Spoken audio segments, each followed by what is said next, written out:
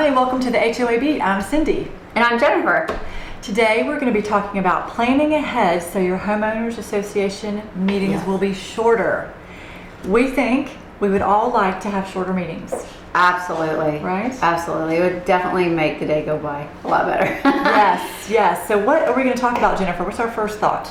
Well, let's just jump right into it. And I think our viewers are very interested to know, what is the purpose of a board meeting? That's good. So, HOA is a nonprofit entity and required to have a board of directors as the leadership over the association.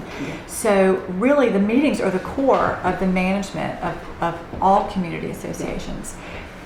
The board brings forth policy decisions at meetings that affect the quality of life in the community, as well as the value of the common areas and the individual lots. Another thing is that the board meetings define how the association will operate, as well as work with the management company if they have one. So just some different protocol that they set up for day-to-day operations. The important thing is board meetings are really for making decisions. We find that it is a struggle because board members want to have lengthy discussions. And really, by the time you get to a meeting, it's for making decisions about all the things that have been planned up to that point for the meeting. So also what can come up from a meeting is setting new priorities that might be part of a future board meeting agenda. So, we try to encourage our board members not to do too much in one meeting. It's just not necessary to do an overwhelming amount of tasks when it really can be planned. So what is helpful for including in a meeting agenda for a board? Well, there's several things that will help the meeting flow a little better, and that's having an agenda. An agenda is typed up outline of what you're going to discuss. For example, you need to discuss your financials. Obviously, that's probably the biggest thing, more than anything. You need to approve the board minutes from the last meeting. You need to review projects that have been completed, need to be completed, or that are possibly still in the air up for discussion. I think that's very important. You also want to talk about current violations. If someone is still not in compliance, you need to discuss that and how you're going to move this along in the process. You need to discuss any possible committee reports that are open. For example, social committee, what's the next event our little social butterfly has in store for us next week, or the next month, or the holidays, whatever it is that time of year. It's very important to discuss and make sure that everybody's on the same page, everybody knows what's going on. It may be very helpful, though, in this agenda with all these items that they are timed. Specific times will help move the process along and be a lot more effective. That's a good suggestion. Some board members do better with that. So what would we suggest as a typical time frame for the length of a board meeting? Well, with our experience, we suggest around 90 minutes, even with our longer communities. It just tends to be, we wouldn't want to go over 2 hours. I mean, I think 90 minutes is good. Do you think 90 minutes is probably good. fair? If you can do it in 90 minutes, great. Or less. But I think that's good.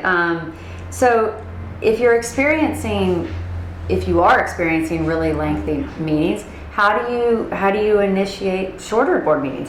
Cindy, how do you get them, if you see that it is going past an hour and a half and you see that it is going past 2 hours and you're sitting there going like this, that's good. How do you go shorter? Good question. So I think the biggest thought that I have on that is you have to be proactive for a community. Yes.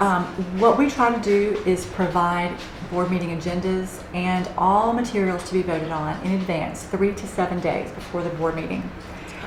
Whether we're emailing those items or posting them on a secure part of the community website, for board members only, they're able to see those things, especially bids that are lengthy with a lot of detail.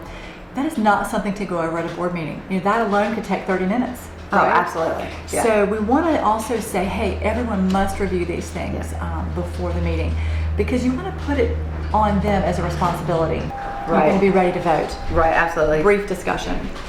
So another thing that helps is to have what we call a management plan for each year. Let's talk about what that looks like. Well, like Cindy was saying, a management plan is very important. Every board needs to have it, every community needs to have it. Without it, everybody's just going around, running around in circles and not knowing what's going on, who's coming and going. So you need to stay on task. You need to have specific tasks.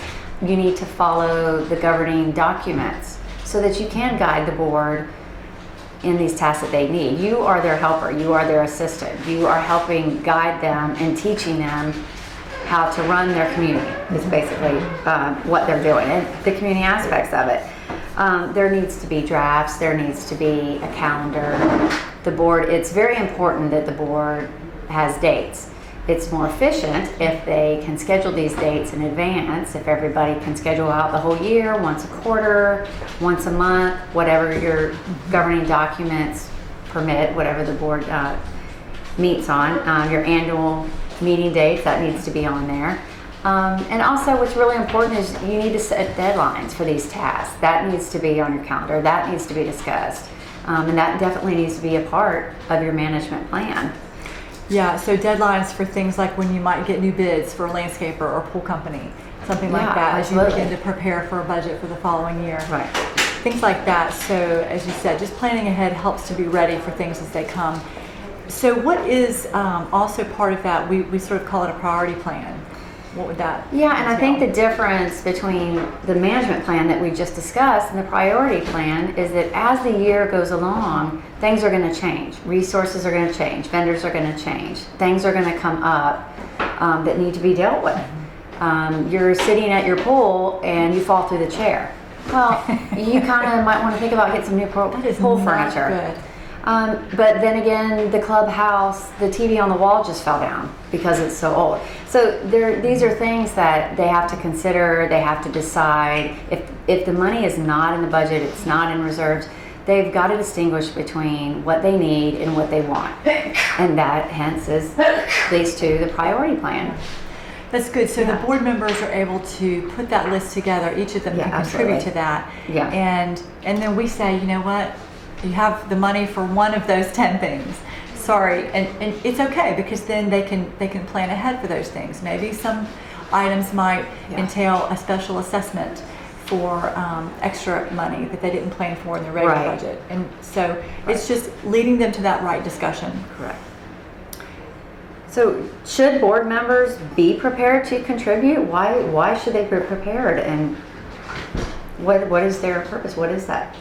Well, it's really important. You know, oftentimes boards are 5 members, sometimes 7, and then sometimes 3, which is rare. But you know what? That's not a lot of people sharing the burden.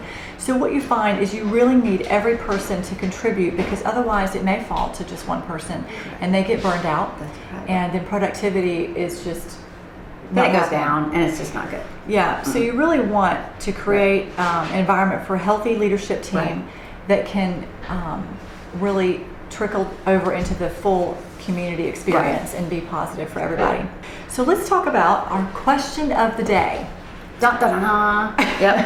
How does a community recruit volunteers for board members or for committees? Well, they have to put the word out. They have to put the word out, whether you're emailing or word of mouth, trying to get people involved. The biggest thing is getting the people involved, getting the residents, getting the homeowners involved. And it can be difficult because people do work. They do have full-time jobs. But at the same time, on the flip side, I think that if residents see that, wow, this is really organized, this is great, this management company is wonderful, I've heard great things about Jennifer, and then they what want about to be me? a part. Well, yeah. Too. And then they want to be a part of it. They want to participate, and they know it's nonprofit. They know that they don't get paid for it. But at the end of the day, they see what they've contributed. They see the great landscaping. They see that they were part of that decision. They see the great pool furniture. They see that they helped with that. They see that they've helped solve problems that arise throughout the year. And all in all, it makes for a better community. Mm-hmm. I think that when you have these meetings and they're going on and on, we do have a few that have actually gone over 3 hours. 3 hours, people. Can you believe that? Is what we say when we walk out the door. So here's what can happen at a board meeting. You have, Yeah. in this particular instance, there's 7 board members. Yes. We have one person who tends to vote based on her personal opinion. For example, maybe not wanting assessments to be increased to meet budget just because she doesn't want to pay more. So then there's a discussion that just goes completely off agenda. There's a heated debate. Everyone gets mad. The board president, doesn't get them back on track. So then I'm left with trying to get it back on track. Yeah. So, then you have just more than one perspective can then come into play for some personal opinions. And then there's confusion. And then sometimes folks bring up totally random ideas that are not on the agenda that really should be items on the next agenda. New business, things that might be in-depth, lengthy discussions, Right. might involve research. So it all adds up to more than 3 hours. That's what happens. And you can't just say, okay, I'm going to leave now. I'm done. You have to get it to that point of conclusion. So it's a real challenge. Right. What's a way that we can help board members really not make that happen? I mean, one thing that we can do is we can provide board training at our law firm. And I think that, at the end of the day, that's going to help. It's going to help with the board members, and it's going to make them more productive, and it's going to make them more efficient. And it's going to move things along like it's supposed to, instead of everybody scrambling around. Well, it's good. And I think what we find is because it's not their full-time job, because they're not getting paid for it, they place a lesser importance on the role. But we try to really change that mentality and say, you know what, it's a big deal. And it's important. And there's structure here, there's laws here. So we try to really help them to implement that. Well, the tip of the day that I have from all of that would be, think about holding board meetings at a public location, such as a library, that closes at 8 p.m. We have one community that does that, and they meet at 6 or 6:30. So they're forced to be done at 7:45 when the employee of the library comes in to kick us out. And it's great because you know what? We're done. We're done because we know we have to be done. And we don't have to meet in the parking lot. We don't have to meet next week. It's just great. And I think it's just psychological, for them really. If we were somewhere else in someone's home, it really might be 3 hours. And that, folks, is what we don't want to do. Yep, absolutely. That's a great point. So, all in all, at the end of the day, just remember you can't do everything in one day. It has to be stretched out. There has to be a plan in place. You have to understand the process to make everything more efficient. You have to be proactive. I think that's a key. And I think that's basically what our topic is about today. You have to be proactive, you have to be organized, and you have to have a plan. Yep. Planning ahead makes for shorter board meetings. Thank you for Absolutely. tuning in to the HOAB. Thank you.